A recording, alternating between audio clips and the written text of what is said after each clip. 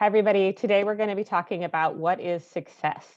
So often people come to me and they say that they want to lose weight, or, we see people dieting and trying to lose weight and focusing in on that. We've all seen those before and after pictures on social media, right? And people are thinner in the afters and they're saying, I've lost this much weight. First off, we know that diets don't work. So diets fail 85 to 95% of the time. Research shows that over time they actually are more likely actually likely to be to gain weight over time if you're a dieter, and they actually increase weight cycling and other things like binge eating and shame around food in your body. So we know diets don't work for a lot of reasons. There's some resources for you around that if you're interested. But if diets don't work, then what really does work? What is success? And so I think we have to disconnect the weight loss idea from success. So often when I ask people, what do they really want in their relationship and food in their body? Why do they think that they want to lose weight? It turns out that there's a bunch of things that they're wanting. So typically they're actually wanting to feel good about themselves, right? And so disconnecting the idea that our value and our worth is tied to our size or our appearance.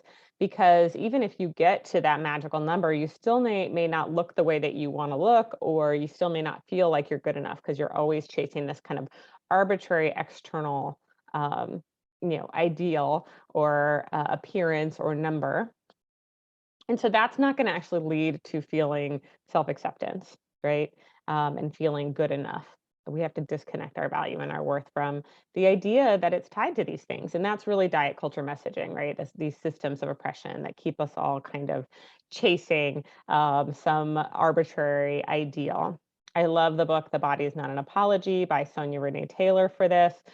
She really talks about radical self-love and how much those systems really impact our body.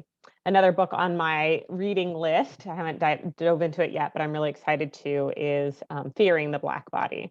And it talks about how diet culture has, racist roots.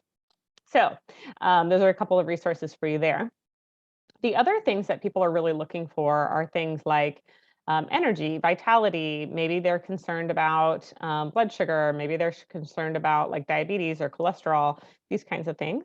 So what they're really wanting is to feel well, to feel vital, know that they're taking care of their health. And unfortunately, our healthcare system has equated thinness with health. And that is just false, right? That is also diet culture, anti-fat bias, weight stigma kind of seeping in. So looking at what is success? Well, in my work, what we really try to do is help you heal your relationship with food and your body. And so that looks like, and I talk about the food attachment model that I'm developing. You can take my quiz, and that's at coachtiffanyrn.com/quiz. But what I'm talking about there is really looking at, what kind of attachment do we have with food? Are we more anxious and preoccupied? Are we more fearful and avoidant of food? Are we more dismissive and avoidant of food in our body? So are we kind of disconnected from what our body really needs or wants? Are we not taking care of our bodies, right? And moving towards a secure attachment with food in our body. So what that looks like is being in relationship with food and being in relationship with your body, building that body attunement so that you can really take care of your body in the way that it needs to be taken care of on any particular day. So even if you found, the like ideal diet, that's not going to work for everyone. And if you found the ideal diet for you, that's only going to be on certain days. So maybe that's your baseline or something, but then you get a cold, right? Or then you get pregnant, or then you go through menopause, or, if you're a man, maybe you go, like through some changes with your testosterone levels, right? Or perhaps you start, exercising in a different way and you need, different kind of energy, or maybe you're moving, right? So all of these things contribute to what our body really wants or needs in those moments. Different things are going on in terms of our metabolic processes. We're going to need different things on different days. It's just how it is. So building that body attunement so that we can really get really connected with um, our own bodies and how our bodies are, um, what signs and signals our bodies are giving us. And then we can use that information to make choices and use discernment in our relationship with food and what we're eating and what we're wanting. The other thing is like success. A lot of times for people, they're coming in and they're concerned about emotional eating or soothing using food or what they're calling binge episodes. And so success would look like peace and ease and freedom from those things. And so that's another kind of quality of having that more secure attachment with food or your body or food and your body, right? And yourself is that you're able to have that ease because you're able to, have that autonomy to eat what you want when you want to eat it and eat in a way that's resonant for you. So you're not like having all these cravings and having that inner rebel come out, right? You're not getting the effits. So that helps with the binge eating, but also when we're able to have more body attunement and be more in relationship with ourselves, we're going to want to eat in a way that feels good to us and to our body for the most part. You might, decide you want, Taco Bell at 2 a.m. or whatever sometimes, and maybe you don't feel amazing after, but it's worth it, right? Because you were hungry and it tasted good and you enjoyed it. So that is resonant eating. So eating in a way that really resonates with your body, mind, spirit, soul, your kind of desires, right? But also is mostly in tune with what makes me feel well and how do I have that vitality and energy that I want.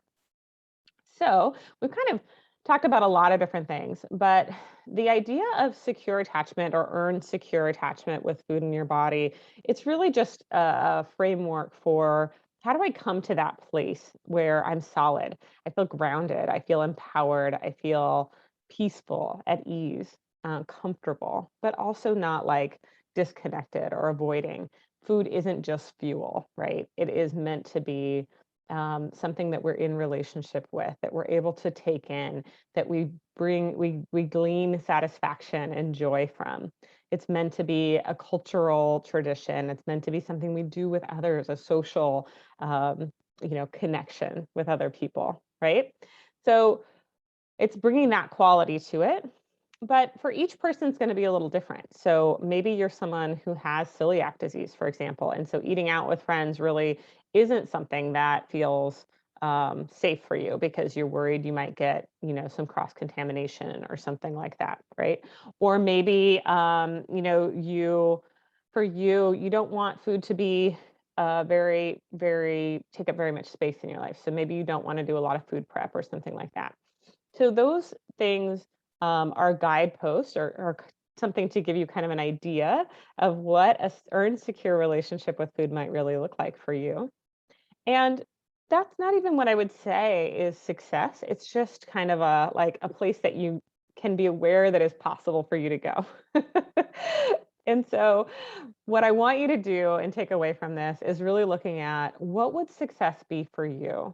And I hope you don't sell yourself short and say that it's, being this certain weight or looking this certain way, some external measure, or that it's just that food doesn't matter to you or that it's just fuel. Because to me, that's not really success. That is really limiting yourself and trying to contort yourself rather than coming from a place of like connectedness with yourself and really deciding what would feel good to you. And so what is success?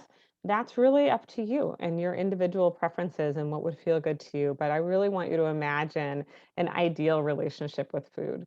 Um, Most of us have that like one friend, right, who just like eats what they want, but food isn't really that big of a deal to them, but they still are able to enjoy it. Like they like food, but somehow it's just kind of like this easeful thing for them, right? And maybe you have had a little bit of envy of that friend. So going back to this idea, what is success? Really looking at like, what do you want? And recognizing that weight loss is not this like be all end all cure. It's not a silver bullet, even if it did work. But unfortunately, we know it doesn't work. So moving on from that, what are the things that I'm wanting and realizing that there's going to be multiple things, right? Like everybody wants kind of many different things out of their relationship with food and in their relationship with their body. Um, One of the things a client recently said is that she just wanted to be friends with her body and friends with food. And so that was, a way that we focused in on that success for her. Like, was I a friend to my body today? Did I see food as a friend today? One of the ways that I like to frame it for myself is this nurturing? What is the most nurturing thing? So sometimes the most nurturing thing is, sitting on the couch with Netflix and ice cream, right?